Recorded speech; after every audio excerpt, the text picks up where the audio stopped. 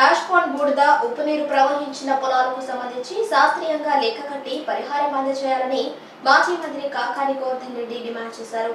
నెల్లూరు జిల్లా ముత్తుకూరు మండలం జెన్కో హ్యాష్పాండ్ కట్ట దిగిపోయిన ప్రాంతాన్ని బూడిద నీరు ప్రవహించిన పంట పొలాలను వైఎస్ఆర్సీపీ మండల అధ్యక్షుడు మెట్టా విష్ణువర్ధన్ రెడ్డి, మాజీ జెడ్పీటీసీ నెల్లూరు శివప్రసాద్, పలువురు వైఎస్ఆర్సీపీ నాయకులు రైతులతో కలిసి కాకాని పరిశీలించారు. కట్ట తెగిపోవడానికి గల కారణాలను ఆయన జెన్కో అధికారులను అడిగి తెలుసుకున్నారు. ఈ సందర్భంగా గోవర్ధన్ రెడ్డి మీడియాతో మాట్లాడుతూ జెన్కో హ్యాష్పాండ్ ఘటనపై విచారణ జరపాలని కోరారు. సీళ్లు తీయకపోవడంతో ఒత్తిడి ఎక్కువయ్యి హ్యాష్పాండ్ బండ్ తెగిపోయిందని అని చెప్పారు. ప్రభుత్వం రైతులకు న్యాయం చేయాలని కాకాని కోరారు.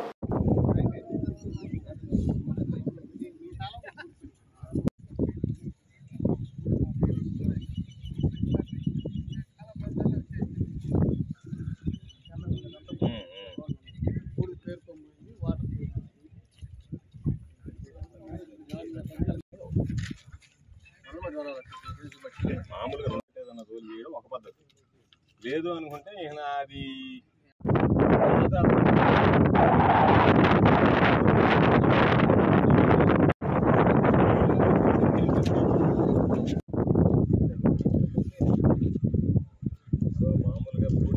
దామోదరయ్య థర్మల్ విద్యుత్ కేంద్రానికి సంబంధించి హ్యాష్పాండ్ కట్ట తెగి పొలాల్లోకి రావడం, పక్కన ఉన్నటువంటి అక్వాకల్చర్ పొలాలు దెబ్బతినడం, ఆ పొలాల్లోకి బూడిదతో కలిసినటువంటి నీరు రావడం జరిగింది. ఇది దురదృష్టకరమైనటువంటి సంఘటన. కాబట్టి ఈరోజు దీన్ని రైతులు, స్థానికంగా ఉండేటువంటి నాయకులు అందరితో కలిసి పరిశీలించడం జరిగింది. అయితే జరిగినటువంటి సంఘటన సాధారణంగా దాని నుంచి ఏ విధంగా నష్ట నివారణ చేపట్టాలి, ఏ విధంగా వాటికి సంబంధించినటువంటి రైతులని ఆదుకోవాలి, నష్టపోయినటువంటి వర్గాలకు అండగా నిలవాలనేటువంటిది ప్రధానంగా మనం ఆలోచన చేయాల్సినటువంటి సందర్భం. అయితే ఈరోజు అక్కడికి వెళ్ళి చూస్తే దానికి సంబంధించి హ్యాష్పాండ్కి జెన్కో యాజమాన్యం కనీసమైనటువంటి జాగ్రత్తలు కానీ చర్యలు కానీ పాటించినటువంటి పరిస్థితులు లేవు. అయితే ఈరోజు తెలుగుదేశం ప్రభుత్వం ఉంది అధికారంలో, రైతులందరినీ కూడా ఉదారంగా ఆదుకొని ఎవరికి కూడా నష్టం కలగదు. భిన్నంగా ఈరోజు వచ్చినటువంటి శాసనసభ్యుడు చంద్రమోహన్ రెడ్డి గారు భిన్నమైనటువంటి వ్యాఖ్యలు చేశారు. ఇది పరస్పరం విమర్శలు చేసుకునేదానికి సమయం కాదు. ఎవరైతే నష్టపోయారో వాళ్ళని ఆదుకోవాల్సినటువంటి సందర్భం. అయితే వాటికి సమాధానం చెప్పాల్సినటువంటి అవసరం ఉంది కాబట్టి నేను వాటిని ప్రస్తావిస్తున్నాను తప్ప వేరే ఉద్దేశంతో కాదు. ఈరోజు ఉన్నటువంటి ఈ జెన్కో హ్యాష్పాండ్ ఏదైతే ఉందో దీని నిర్మాణాన్ని 2019కి ముందే చంద్రమోహన్ రెడ్డి గారు మంత్రిగా ఉన్నప్పుడే దీనికి సంబంధించినటువంటి టెండర్లు వగైరాలు అన్నీ ఖరారు చేయడం జరిగింది. ఆ కాంట్రాక్టర్ పనులు మొదలుపెట్టింది మాత్రం ఎలక్షన్ కోడ్ అయిపోయిన తర్వాత 2019లో పనులు మొదలుపెట్టాడు.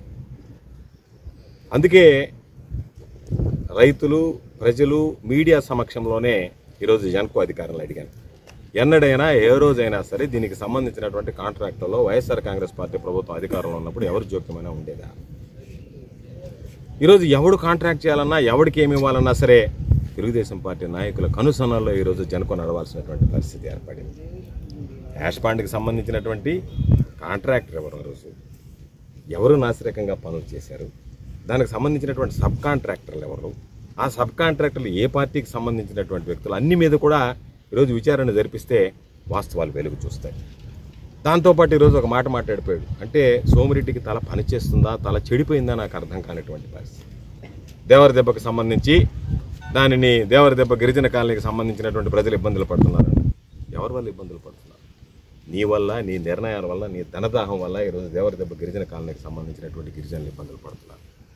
ఆ రోజు నీకు గుర్తుందో లేదో, 33 కోట్లు ఉన్నటువంటి ఆ కాంట్రాక్ట్ని రెండో హ్యాష్పాండ్ నిర్మించడానికి 56 కోట్లకు పెంచుకొని ఆ 56 కోట్లతో అక్కడ కాంట్రాక్ట్ పని తీసుకొని ఆ రోజు ఎవరు అడ్డుకున్న వాళ్ళని పోలీసులను పెట్టి లోపల వేయించి ఆ రోజు 56 కోట్లని ధనదాహానికి దేవరదెబ్బ గిరిజన కాలనీకి కోతవేట దూరంలో ఆ రోజు దాన్ని తీసుకొచ్చి తమరి నిర్వాహకం వల్ల వచ్చినటువంటి హ్యాష్పాండ్ మర్చిపోయావేమో, నీకు కూడా ఏమన్నా మతిమరుపు జబ్బు ఏమన్నా సోకిందేమో తెలియదు, కానీ ఏమి మాట్లాడుతున్నావో అర్థం కానిటువంటి పరిస్థితుల్లో మాట్లాడుతున్నావు. తెలుసుకుని మాట్లాడితే బాగుంటుంది. నీ హయాంలో నీ ధనదాహానికి దేవరదెబ్బ గిరిజన కాలనీ పక్కన యాష్ పాండ్ వచ్చింది. దేవరదెబ్బ గిరిజన కాలనీ తరలించండి అని చెప్పి నేను మంత్రిగా ఉన్నప్పుడు ప్రభుత్వానికి విన్నపం చేశాం. జిల్లా కలెక్టర్ గారు రాశారు. ఈరోజు ఎన్జిటి కూడా ఒక స్పష్టమైనటువంటి ఆదేశాలు ఇచ్చింది. దాన్ని పూర్తి చేసి దాని మీద గ్రీన్ బెల్ట్ డెవలప్ చేయండి అని చెప్పించింది. అదేవిధంగా వాళ్ళకి సంబంధించినటువంటిది రిహాబిలిటేట్ చేయండి అని చెప్పి కోరడం జరిగింది. దాని గురించి ఏ రోజు నువ్వు అధికారంలో ఉన్నప్పుడు వాళ్ళ గురించి పట్టించుకోకుండా మేము వచ్చిన తర్వాత దాని గురించి కాస్త ఆలోచన చేసి ఏ విధంగా చేయాలంటే R&R ఏ విధంగా చేస్తారు, R&Rలో ప్రభుత్వ పాత్ర ఏంది, R&Rలో ఉన్నటువంటి పరిశ్రమల పాత్ర ఏంది, ఆ మాత్రం కూడా తెలియనటువంటి వాడుగా లేకపోతే తెలిసి తెలియనట్టుగా నటించేవాడిగా నువ్వు మిగిలిపోతున్నావు. ఈరోజు అదేవిధంగా నేటూరుకు సంబంధించినటువంటి R&R ఇళ్లను గురించి మాట్లాడావు. నీకు ఒక అలవాటు ఉంది, దిగిపోయేటప్పుడు శంకుస్థాపనలు చేసిపోయే అలవాటు, పూర్తి చేసే అలవాటు ఏ రోజు నీ జన్మకు లేదు కదా. నీ బ్రతుకంతా వెళ్ళడం, శంకుస్థాపన స్థిలా పలకాలు వేయడం, ఏదన్నా ఉంటే దండుకోవడం, వెళ్ళిపోవడం తప్ప మరొక కారణంతో పనిచేసేవాడు కాదు కదా నీ జీవితం, నీ బ్రతుకంతా. కాబట్టి ఈరోజు నువ్వు దానికి సంబంధించినటువంటి దాంట్లో R&Rకి సంబంధించి ఒక సమావేశం ఏర్పాటు చేసి సిగ్గుతో తలదించుకోవాలి. నువ్వు అధికారుల దగ్గర కళా వెంకట్రావు దగ్గర ఒక సమావేశం మొక్కుబడిగా ఏర్పాటు చేసి ఎవరు ఎంత అయితే అంత ఇస్తారని చెప్పి రాయించేసి లేచి వెళ్ళిపోతారు. దాంట్లో వాళ్ళు ఏమన్నారు, సెమ్కార్ బోర్డులు ఏమంటున్నారు, మా సంతకాలు లేవంటున్నారు. ఈరోజు సెమ్కార్ దగ్గరికి పోతే ఏమంటుంది, పరిశ్రమల మీద మీరు దాడి చేశారని మాట్లాడుతున్నారు. ప్రభుత్వంలో ఉన్నప్పుడు రామచంద్రారెడ్డి గారిని, జిల్లా కలెక్టర్గా ఉన్నటువంటి చక్రధర బాబు గారిని, విజయానంద్ గారిని, ప్రిన్సిపల్ సెక్రటరీని, అందరినీ సెమ్కార్పు ప్రతినిధుల్ని, అదేవిధంగా జన్కో ప్రతినిధులను అందరినీ కూర్చోబెట్టి మాట్లాడి మీరు ఎంతెంత ఇవ్వాలన్నా అంతంత ఇవ్వండి, దాని ప్రకారం పనులు పూర్తి చేస్తామంటే ఆ ఇచ్చేదాని గురించి స్పష్టత లేకుండా ఒక పనికి మాలినటువంటి జీవో పొద్దున చూపిస్తున్నాడు. ఆ జీవో దాన్ని మడిచిపెట్టుకోవాల్సింది. ఆ జీవో నువ్వు దేనికి పనికి వస్తుంది? ఆ జీవో ఏదో ఒక పనికి మాలినటువంటి జీవో తీసుకొచ్చి R&R ప్యాకేజ్ అంటే R&Rలో ఎవరు ఇవ్వాలి డబ్బులు? కంపెనీల గురించి ఎప్పుడన్నా మాట్లాడావా? నీ పాటికి నువ్వు దానికి సంబంధించి ఒక స్థలం కొనుక్కొని దానికి ఫౌండేషన్ వేసిపోతే ఆ 310 కోట్లకు సంబంధించి ఎంతవరకు డబ్బు ఉందో అంతవరకు కాంట్రాక్టర్కి చెల్లించాం, జన్కో నుంచి ఇప్పించాం. ఇప్పించిన తర్వాత ఈరోజు జన్కో ఎంత ఇవ్వాలా? ఆ రోజు రిలయన్స్ కూడా భాగస్వామిగా ఉంది. రిలయన్స్ వెళ్ళిపోయిన తర్వాత మిగతా వాళ్ళు సెమ్కార్ బ్యూరో అంతా కలిపి ఒకటైంది. అప్పుడు రెండుగా ఉండేటువంటి ఆ రెండు ఒకటయ్యాయి. NCL కానీ గాయత్రికి సంబంధించి కానీ ఉన్నటువంటి ఒకటయ్యాయి. కాబట్టి ఇప్పుడు సెమ్కార్ యాజమాన్యంలోకి వచ్చింది కాబట్టి వాళ్ళు ఎంత కంట్రిబ్యూట్ చేయాలనేటువంటి దాని మీద స్పష్టత లేకుండా 118 అబద్ధాలు బ్రతుకు ఏందనేటువంటిది స్పష్టంగా అర్థమయ్యేటువంటి పరిస్థితి. ఫైనల్గా ఈరోజు ఈ కారణం దీనికి నేను అడుగుతున్నా నిన్ను, నువ్వు ఈ పచ్చన పొలాల్లో నిలబడి ప్రమాణం చేయి. నేను పచ్చన పొలాల్లో నిలబడి మాట్లాడుతున్నా. సిల్ట్ రిమూవల్ కాంట్రాక్ట్ వచ్చి ఎన్ని రోజులైంది? ఈరోజు అక్కడికి వెళ్ళి చూస్తే దాదాపుగా బండ్ లెవెల్కి సిల్ట్ పేర్కొనింది. అంత ఒత్తిడిని ఆ బండ్లు తట్టుకోగలవా? ఎందువల్ల ఆ పని జరగలేదు? ఈ 2 నెలల్లో ఎన్నికలకు ముందు సిల్ట్ రిమూవల్ కాంట్రాక్ట్ పిలిచారు. కాంట్రాక్టర్ అవార్డు అయింది. అవార్డు అయినటువంటి కాంట్రాక్టరు నువ్వు ప్రభుత్వంలో మీ ప్రభుత్వం ఏర్పడిన తర్వాత నీ దగ్గరికి వస్తే ఆ కాంట్రాక్ట్ నేను చేసుకుంటాను వదిలేమన్నావు. నాకు వచ్చినటువంటి కాంట్రాక్టర్ నువ్వు ఏం చేసుకుంటావంటే ఈ 2 నెలల్లో 5 రోజుల క్రితం పనులు మొదలు పెట్టారంటే ఈ 2 నెలల్లో తమరు బేరసారాలు మాట్లాడుకొని తమరికి బేరం కుదిరిన తర్వాత పనులు మొదలు పెట్టించారు. దాని పర్యవసానం ఈరోజు దాదాపుగా 6 నెలల లోపల ఆ కాంట్రాక్ట్ మొత్తం పూర్తయింది. ఇప్పటికి 1/3 వంతు దాదాపుగా దాని ఉన్నటువంటి సిల్ట్ని రిమూవ్ చేసేసింది. వాళ్ళు అవకాశం లేకుండా చేసావు. దాన్ని క్యాన్సిల్ చేయించి వేరే వాళ్ళకి కాంట్రాక్ట్ ఇవ్వాలని చెప్పి నీకు అనుకూలమైనటువంటి వాళ్ళకి టెండర్ ఇప్పించుకోవడానికి ప్రయత్నం చేసావు. అదే జరుగుంటే ఇంకా భారీ నష్టం జరిగి ఉండేది. అది వీలు పడలేదు కాబట్టి ఈరోజు ఉన్నటువంటి కాంట్రాక్టర్లతో ఎవరితోనో బేరసారాలు మాట్లాడుకుని ఆ కాంట్రాక్ట్ చేయించుకునేటువంటి పరిస్థితి ఏర్పడింది. అందుకే చెప్పాం అనేక సందర్భాలలో. ఈరోజు నీకు నెలకి ₹1,00,000 ఒక్కొక్క బల్కర్ మీద దోచుకుంటూ 16 బల్కర్లతో 16 లక్షలు దోచుకోవడం మీద ఉన్నటువంటి శ్రద్ధ జన్కోకు సంబంధించి పవర్ జనరేషన్ మీద లేదు, జన్కో చుట్టుపక్కల ఉన్నటువంటి ప్రజల మీద లేదు. ఎప్పుడు ఆ మమకారం లేనటువంటి వ్యక్తి నీకు నీ కొడుకు అలవాటు అయిపోయింది. నిద్రలేసి నువ్వు ఒక సంచి నీ కొడుకు ఒక సంచి ఎత్తుకొని పోవడం, ఆ సంచులు నిండిందాక సాయంకాలం తిరగతా ఉండడం అనేటువంటిది మీకు అలవాటు అయిపోయింది. మీ బ్రతుకు అది అయిపోయింది. లేదనుకుంటే ఎవరైనా బెదిరిస్తే దుప్పట పరవడం, ఆ దుప్పటి మీద ఏదన్నా ఇస్తే తీసుకుపోవడం. సంచా దుప్పట అన్నట్టుగా ఉండారు తప్ప ప్రజల గురించి కానీ ఏ రోజైనా సరే జన్కోకి సంబంధించినటువంటి పవర్ జనరేషన్ గురించి కానీ రెండింటి గురించి ఆలోచన చేసినటువంటి ఈ జన్కో అనేటువంటిది నీకు నీ కొడుక్కి విద్యుత్ ఉత్పత్తి కోసం కాదు, డబ్బుల ఉత్పత్తి కోసం, మీరు ధనం ఉత్పత్తి కోసం పెట్టుకున్నటువంటి ప్రాజెక్టుగా కనపడుతుంది తప్ప ఇది మరొక విధంగా కనపడేటువంటి పరిస్థితి లేదు. కాబట్టి ఈరోజు అధికారుల ముందే, మీడియా ముందే, అందరి ముందే అడిగా. ఏ రోజైనా సరే నేను ఒక్కటి మాత్రం చెప్పాడు పాపం చంద్రమోహన్ రెడ్డి, వాస్తవమైనటువంటి విషయం. ఏమన్నాడంటే ఏ రోజైనా నువ్వు ఈ పనులు పరిశీలించావా అన్నాడు. నాకు అలవాటు లేదు. కారణం ఏంది? కాంట్రాక్టర్ ఎవరో తెలుసుకుని ఆయన్ని పిలిచి ఆయన్ని బెదిరించి వర్క్ బాగలేదని చెప్పి అవన్నీ నీకు వెనతో పెట్టినటువంటి విద్యలు. నువ్వు నిద్రలేస్తే ఎవడు కాంట్రాక్ట్ చేసినా ఎవడు వర్క్ చేసినా ఇప్పుడు మామూలుగా అయిపోయినటువంటి ఇరిగేషన్ కాంట్రాక్టర్లు ఇంకా నేను గెలవలేదు, బేరం కుదరలేదు కాబట్టి పోతా ఉండవు వాటి మీదకి, కుదిరిందాక పోతాం. కాబట్టి జనకో వాళ్ళు ఏం పని చేస్తున్నారు, ఇంకొకళ్ళు ఏం పని చేస్తున్నారు అనేటువంటిది ఆ అడుక్కు తినే బుద్ధి నాకు లేదు. నువ్వు నిద్రలేస్తే వాళ్ళకి వెళ్ళడం, అటు తిరగడం, బాగున్నా బాగలేకపోయినా ఎవడు కాంట్రాక్ట్ చేస్తున్నాడు, సబ్ కాంట్రాక్ట్ ఎవరు చేస్తున్నారు, వాళ్ళని కలిశారా లేదా, రుణమో పనమో సమర్పించుకున్నారా లేదా, లేకపోతే దాన్ని అది ఇదిగా బెదిరించి వాళ్ళందరినీ పిలిపించుకొని మాట్లాడుకునేటువంటి అలవాటు ఆనవాయితీ నీకుంది కాబట్టి నువ్వు తిరుగుతావు తప్ప కాంట్రాక్టుల దగ్గరికి, కాంట్రాక్ట్ పనుల మీదకి ఏ రోజు పోయినటువంటి సందర్భం లేదు.